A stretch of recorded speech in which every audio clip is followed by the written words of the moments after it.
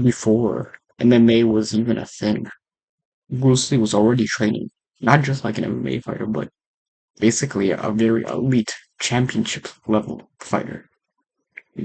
Before even biohacking was even a thing, Bruce Lee was already out here blending everything together, blending nutrition, strength training, martial arts training, stretching, flexibility, even creating his own supplements in a time when supplements weren't even really a thing back then. And even, mastering the arts of recovery and the martial arts. Right? He was doing it all together. He's because he knew like all these things were pretty much connected. And a lot of even fighters today don't have that methodological approach. Like, a lot of fighters, if you really think about it, like honestly, are just a bunch of mindless brutes, with the exception, of course, like the higher level fighters, in championship fighters. Right?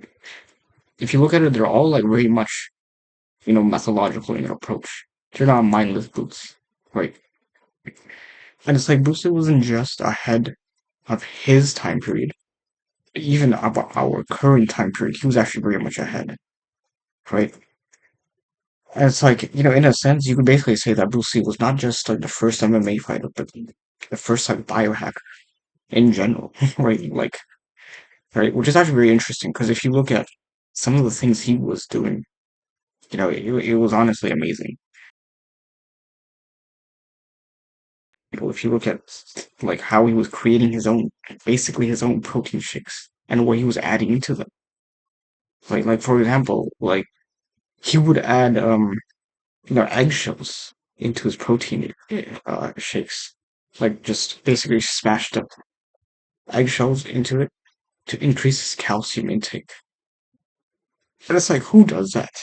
Who thinks of that? Funny enough, I've done this. Right, I actually made a Bruce Lee inspired protein shake one time, where I did, take eggshells, smashed them up, and did actually put them into a protein shake. Granted, I did boil the eggshells before to eliminate any like contamination or whatever, right?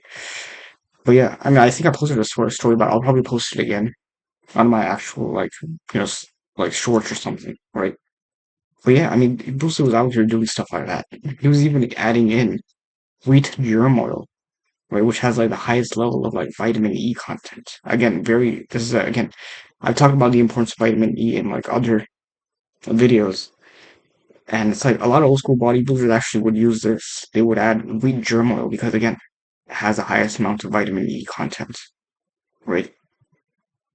And it's actually honestly so amazing, like some of the stuff Bruce Lee was out here doing. Like even like nowadays like bone smashing, right? He was out here bone maxing, right? Again, I have another video on that as well, but you guys should definitely check that out. Where I talk about like how you can basically increase your bone density, right? And yeah, basically your bone density and make your bones stronger and whatnot, and increase bone growth. Well, I highly recommend you guys check that video out. Bruce was out here doing that, you know what I mean? And like not in like a mindless boot where if you've seen John Van Claude's video where he just hits like I think he hits like a wooden pole or something just to strengthen. Bruce was out here doing it with like his entire body pretty much. And what's also interesting, like I was like looking at there's like this picture of Bruce Lee using this like he basically made this machine himself. It was like very interesting. And yeah, he would actually literally create his own machine like machinery for certain exercises. It was like this unique like gripping machine for like his arm, for his hand, and then his thumb. Literally like that. And nowadays you actually see a lot of like arm wrestlers using that, and like a lot of people like obsessed with like grip strength and like forearm strength. Like you'll see them using that type of machine. Like he literally revolutionized that stuff, right? And it's like, man, like this dude was really ahead of his time. Right? And again, yeah, I mean, of course, I had to rep the brand, right? Of course, G Kundo, Bruce Lee, all that, right? But the point is, it's like sometimes we kind of do forget like the MMA roots in a way. It's like it's always good to look back so that we can like learn more because yeah, I mean, yeah, this dude was really ahead of his time. Right? Like I think nowadays it's like really popular for some reason. to like shit on Bruce Lee. But it's like, again, I'm not saying like we need to like, idol worship this dude or anything like crazy like that. But we should definitely recognize like, yeah, this dude was definitely ahead of his time. And a lot of things I've taken from his like mythological approach as well. And his like famous idea of absorb what is useful, reject what is useless. It's like that's basically the ultimate like biohacking mindset. Absorb what is useful, reject what is not, and make what is uniquely your own.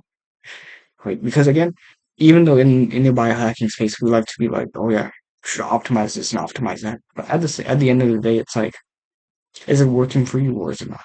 Right? Because I could tell you something and maybe it doesn't work, and even though there's like a study that says this is the most optimal, maybe you just don't like that way of training.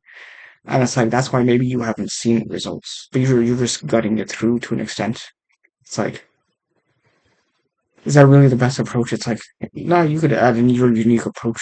You know what I mean? Obviously, you know, we're not perfect at the end of the day, but like, we should try our best to be, you know, to absorb what is useful, right, and reject what isn't, right.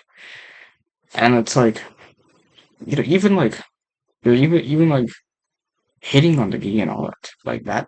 I mean, Bruce Lee's pretty much started that. There's like that video of him, right, like in his movies, right. Like I literally reacted to the video, literally a movie Bruce Lee has where he hated the gi, and like it's like basically in the movie, or you guys can watch it. It's on in my shorts on this channel, right. And Bruce Lee basically just, you know, a guy comes up to him, hey, like telling him, hey, you gotta like wear that uniform in the morning.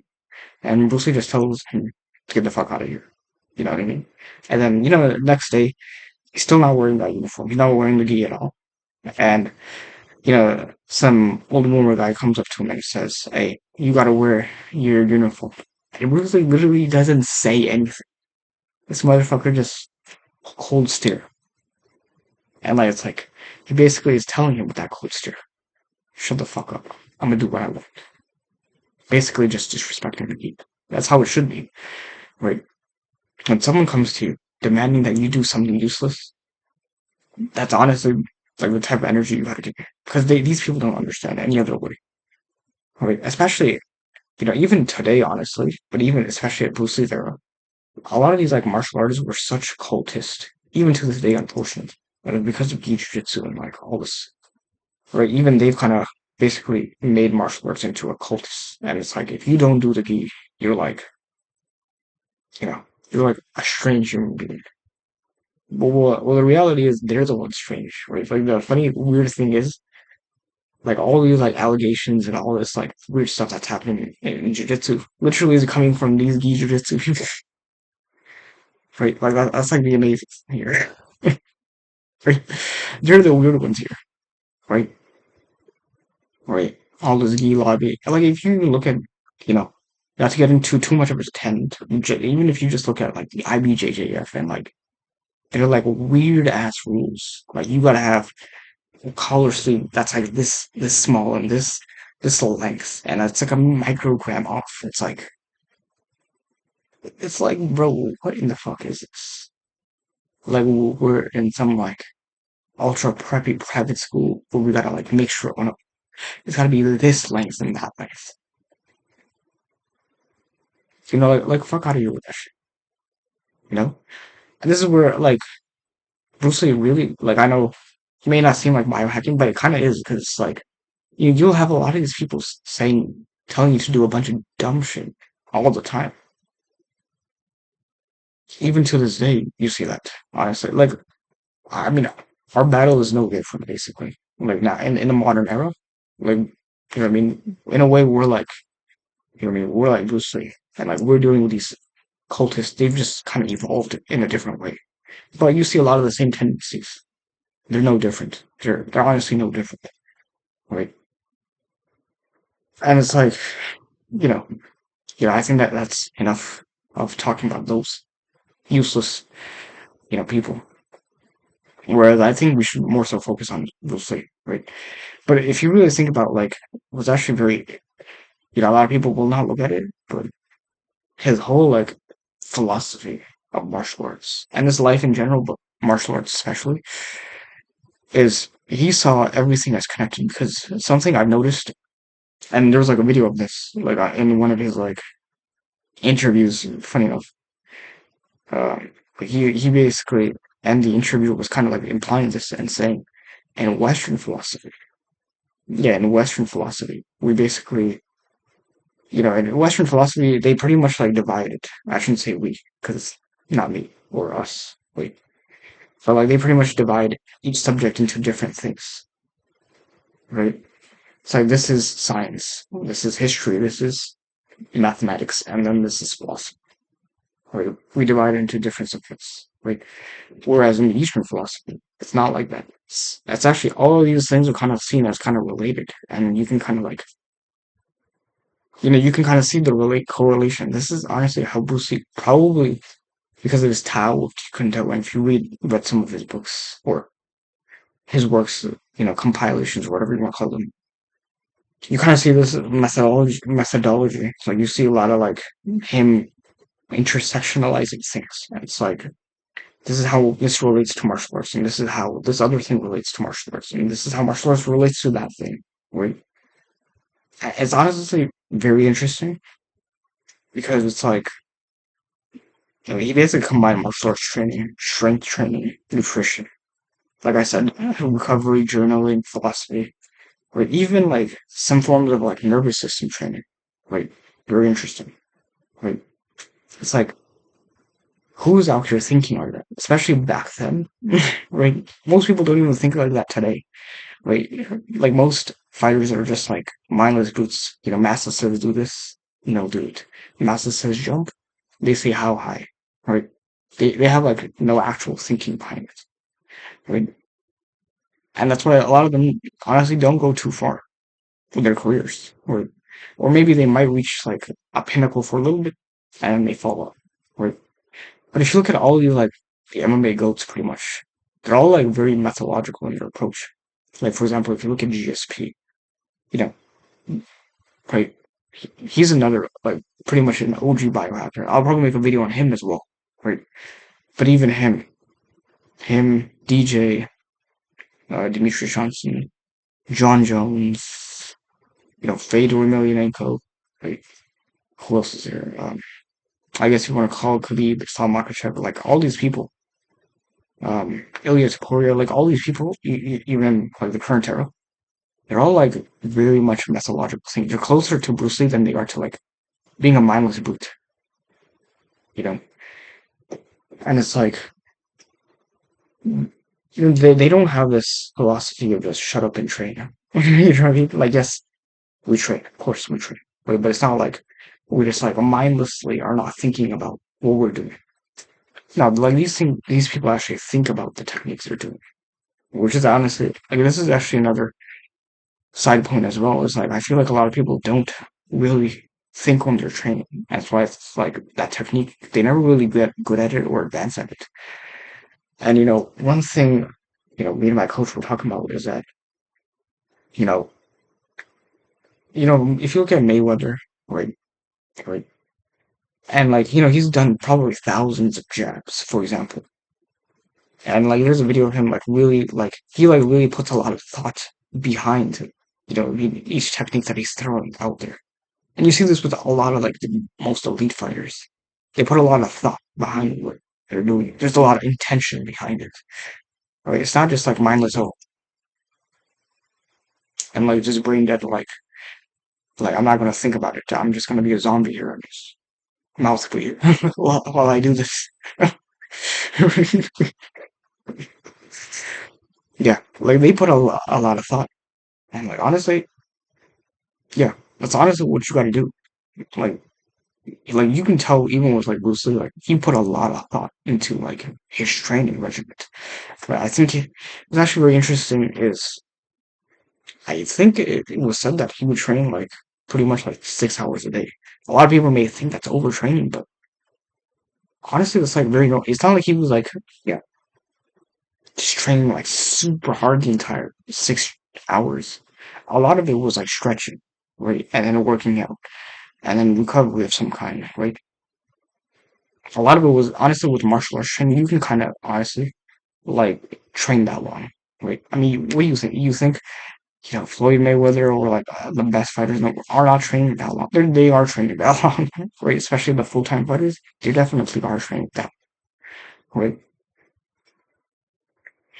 Right. They may split it up, and Bruce Lee did kind of split it up sometimes. Right, if we're being honest here.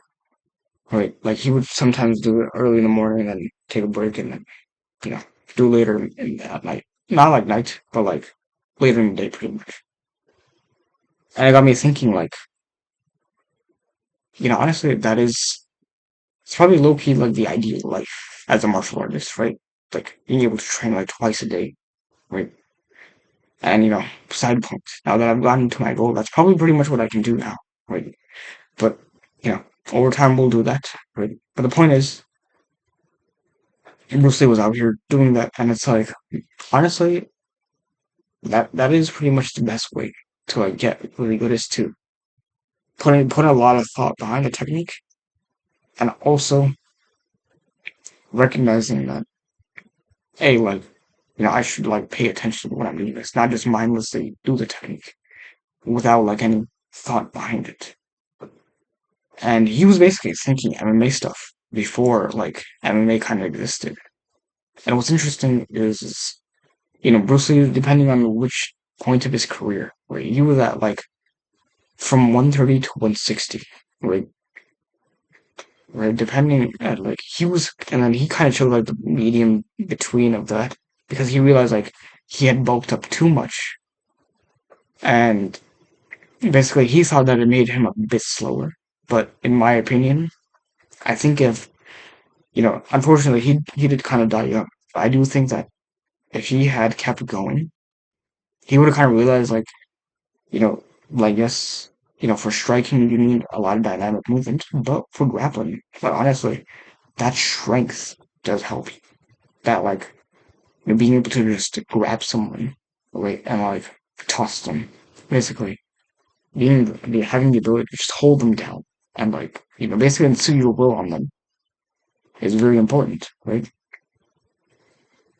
I do think Bruce Lee, had he lived a little bit longer, like he would have pretty much and just done a bit more grappling. Like he did do a good amount of grappling. A lot of people act like he didn't do any, but I think over time, had he done it, just like maybe like just a couple more years, honestly, he would have realized that yeah, maybe I should like try to bulk up because you can still bulk up and be dynamic, right? Like he would have figured out a way, in my opinion, right?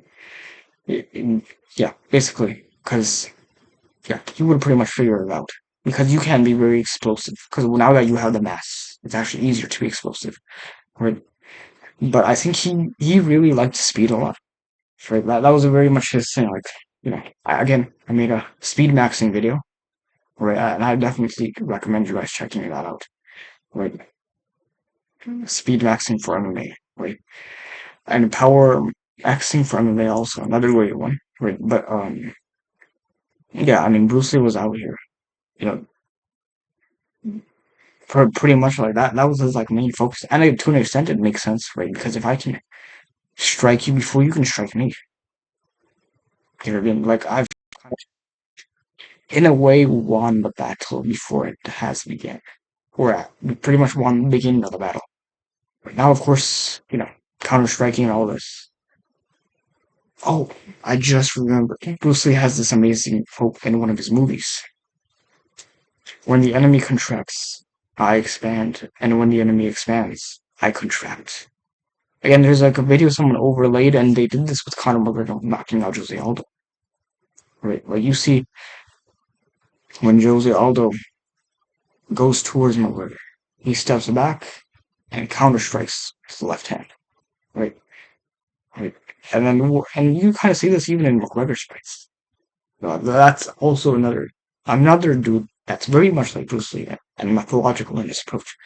Probably make a video on him as well. Now that I think about it, right? But it's like, and like well, you see this in McGregor's fights, and when the enemy backs up a lot, McGregor does go after them. You know what I mean? Right? And of course, he doesn't just mindlessly just Right? Like a lot of fighters will do that. Like, oh, they see and like they mindlessly try to go after him, and then they got knocked out or starched, right? And it's like you never see that desperation with McGregor. Yeah, you don't see that desperation with McGregor, which again shows like how much of a high level martial artist he is, right? It's like again, he definitely, like, especially in his prime, like he was putting a lot of thought behind his technique and a lot of his career.